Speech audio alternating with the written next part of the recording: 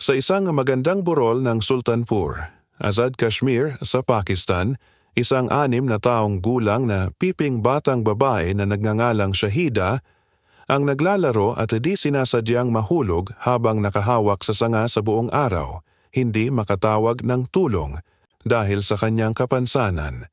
Nang siya ay nailigtas, isang matanda ang nagmumungkahi na dalhin siya sa isang dambanang Sufi sa Delhi at sinabi nito sa kanila na ang kanyang pagsasalita ay maaaring maibalik.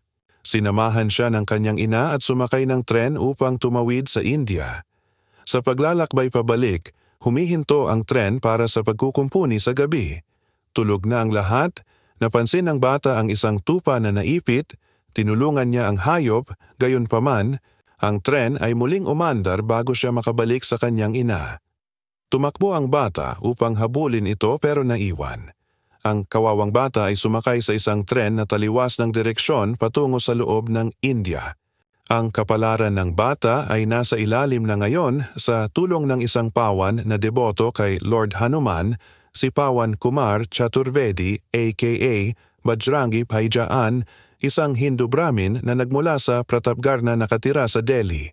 Napansin niyang nawawala ang batang babae at nahiwalay sa kanyang mga magulang.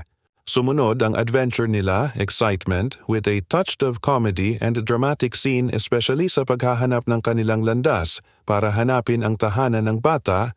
Salamat sa tulong ng isang Pakistani reporter ay may nakasama si Kumar papasok ng Pakistan ang bida sa pelikula na si Salman Khan bilang Pawan Kumar, Harshali Malhotra bilang Shahida, Kareena Kapoor bilang Rasika, Kumar's fiancé at Chand Nawab, Pakistani reporter na kasama sina Kumar at Shahida sa kanilang paglalakbay. Ito'y nasa screenplay at direksyon ni Kabir Khan at sa istorya ni Vijayendra Prasad. Napakaganda ng pelikulang ito, especially at the dramatic scene at the end of the movie, the excitement ng pagkikita ng nawawalang bata at ang naghahanap na ina nito.